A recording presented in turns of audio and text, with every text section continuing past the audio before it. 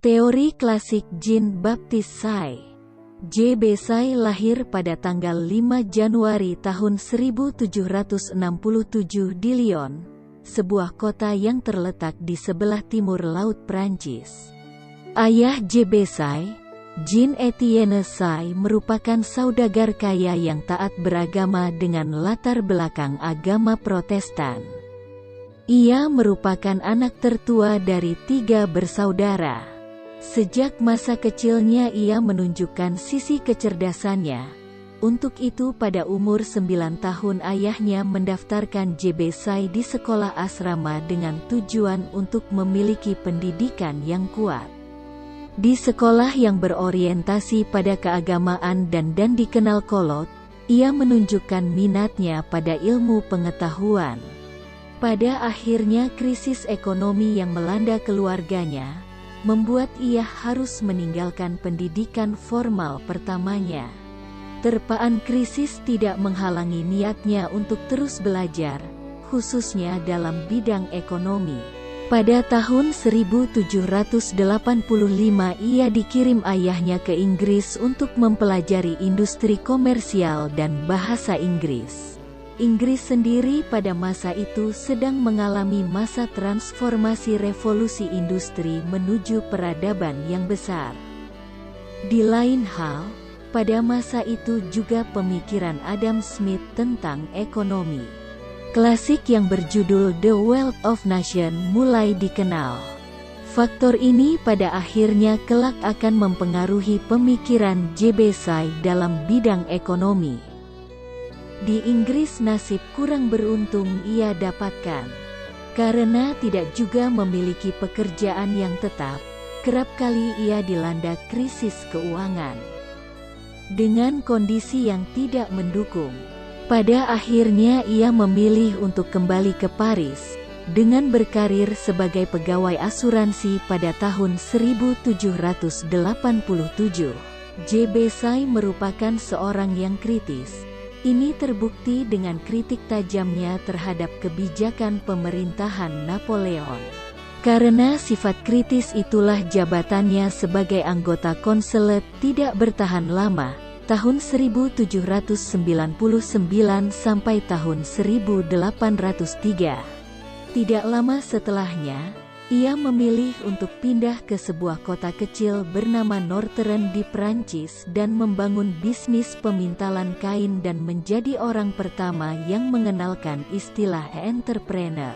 Setelah kejatuhan pemerintahan Napoleon, pada tahun 1813 ia kembali memijakkan kaki di Paris dan menjadi dosen ekonomi politik untuk Universitas de France pada tahun 1815. Karirnya pada dunia akademik membuatnya dianugerahi gelar Profesor Ekonomi Industrial oleh Universitas de France. J.B. Say kembali berkarir di bidang asuransi pada tahun 1830. Namun pertengahan November tahun 1832 di umur 65 tahun, J.B. Say menghembuskan nafas terakhirnya di Paris, Prancis dan dimakamkan di pemakaman Invalides.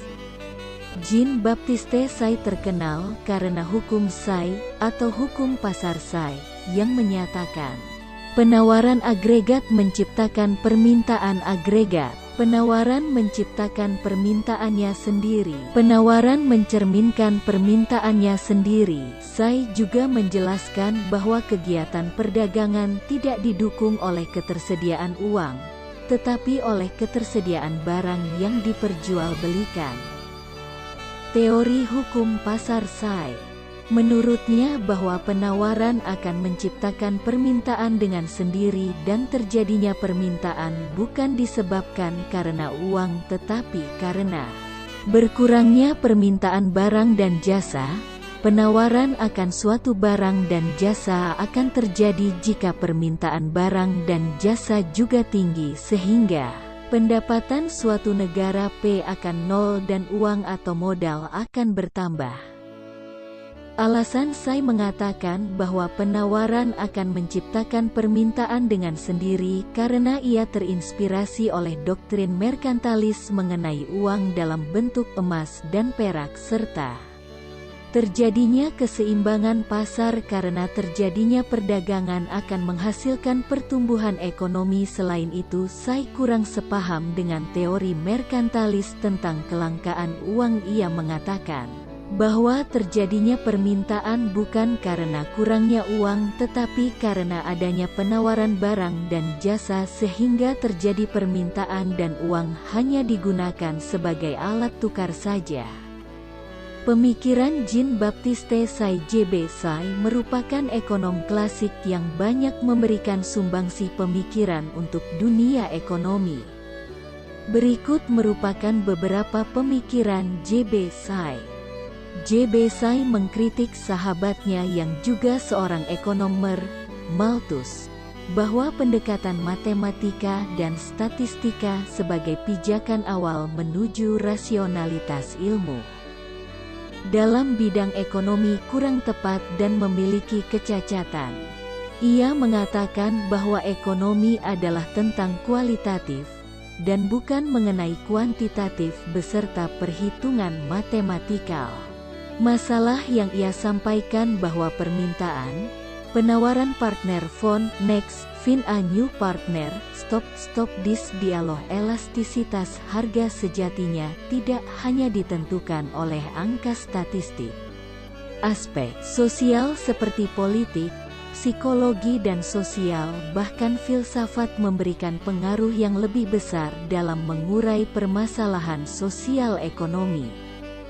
J.B. Tsai dikenal sebagai ekonom pertama yang berbicara hukum pasar Tsai.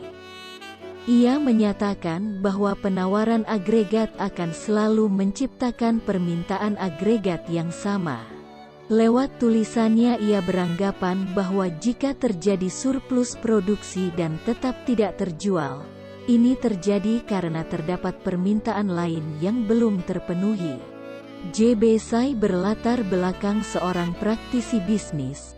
Oleh sebab itu ia adalah orang pertama yang mengenalkan kata entrepreneur, dengan artian orang-orang berusaha masuk ke wilayah produksi dengan memiliki modal, kapital, dan potensi menjadi faktor-faktor produksi.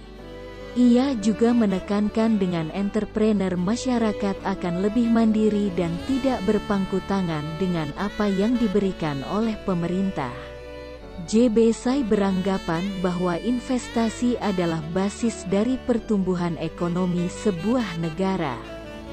Menurutnya, gangguan perekonomian bisa terjadi jika kegiatan produksi tidak menghasilkan proporsi yang tepat antara satu dan yang lainnya.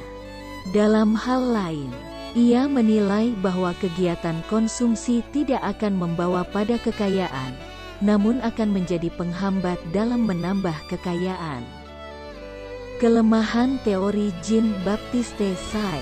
J.B. Tsai percaya bahwa overproduksi bukan penyebab gangguan perekonomian. Ia lebih percaya perekonomian dapat terganggu juga komoditas tidak diproduksi dengan jumlah yang tepat.